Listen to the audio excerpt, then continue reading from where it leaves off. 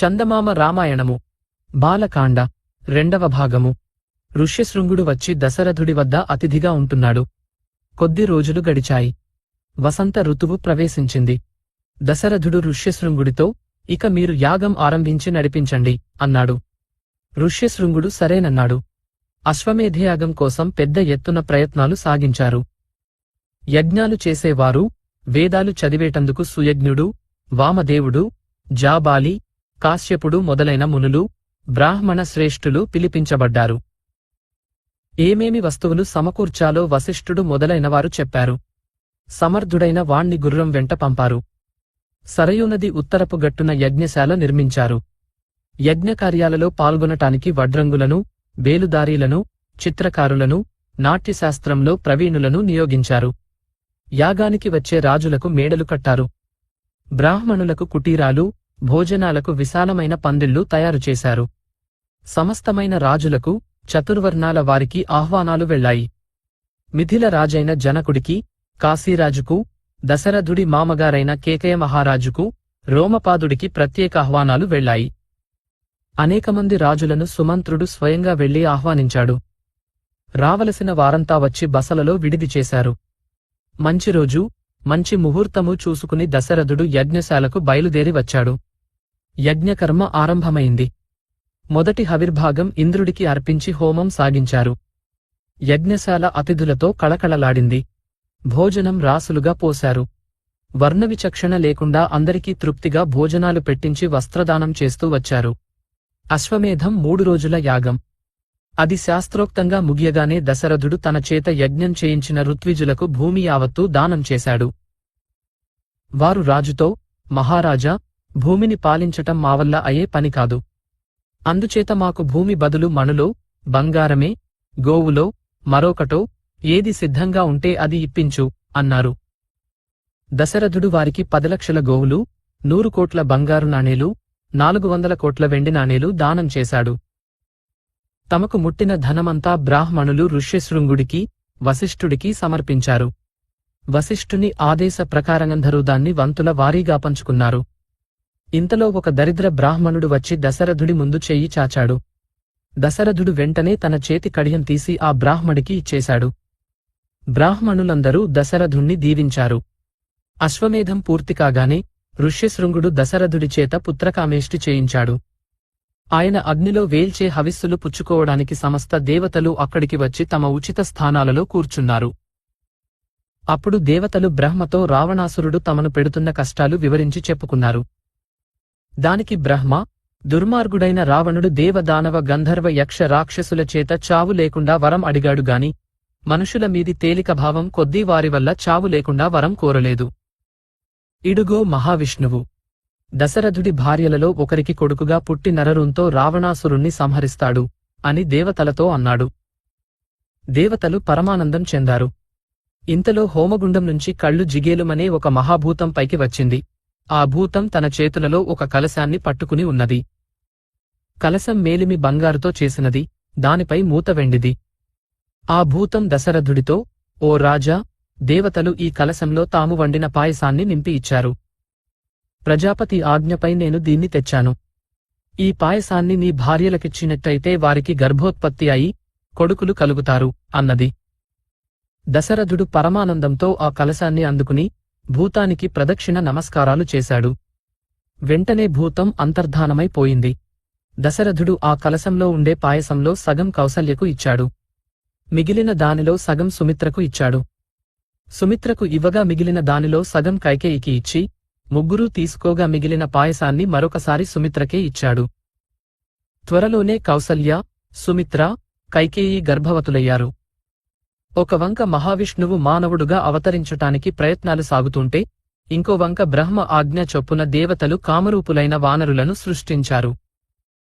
దేవేంద్రుడికి వాలి, సూర్యుడికి సుగ్రీవుడు, బృహస్పతికి తారుడు, కుబేరుడికి గంధమాదనుడు, విశ్వకర్మకు నలుడు, అగ్నికి నీలుడు, అశ్విని దేవతలకు మైందద్వివిధులు, వరుణుడికి సుషేణుడు, పర్జన్యుడికి శరభుడు, వాయుదేవుడికి హనుమంతుడు పుట్టారు.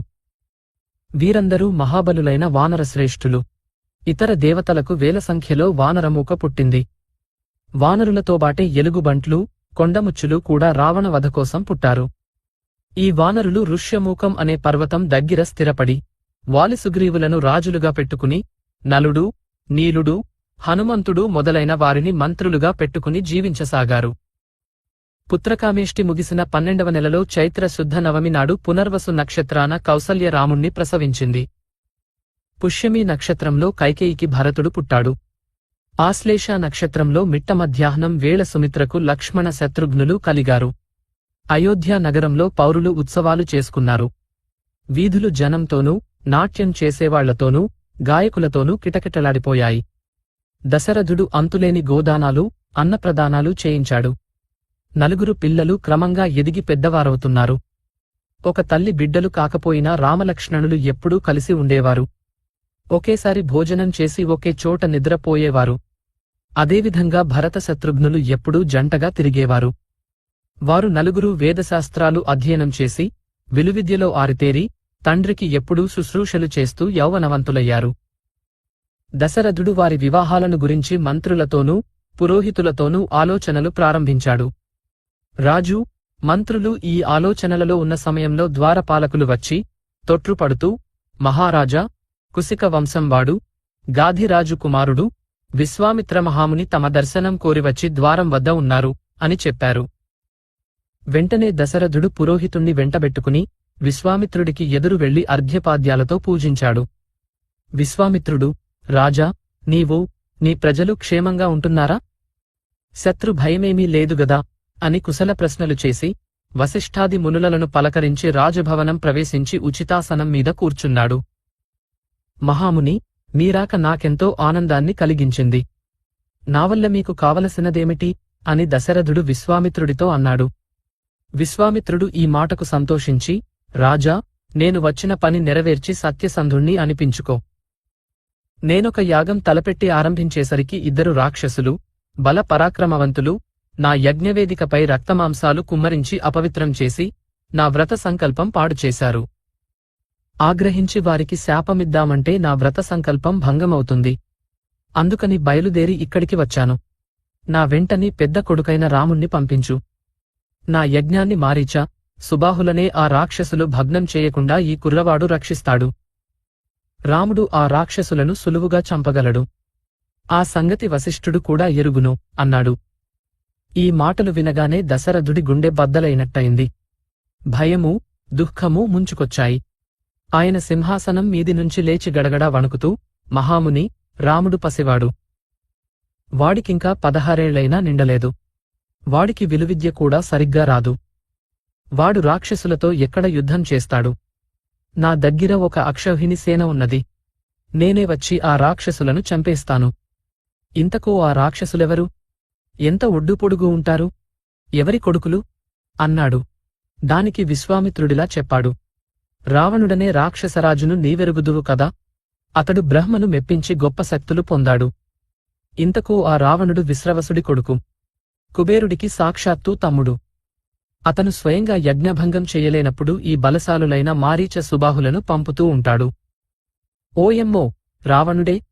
అతని ముందు నేనే నిలువలేనుగదా. పసివాడు రాముడెలా నిలుస్తాడు? ఆ మహాశక్తిమంతుడి పైకి రాముణ్ణి పంపించటం ఎంత మాత్రమూ పొసగదు అన్నాడు దశరథుడు. కోపంతో విశ్వామిత్రుడి కళ్ళు ఎర్రబడ్డాయి.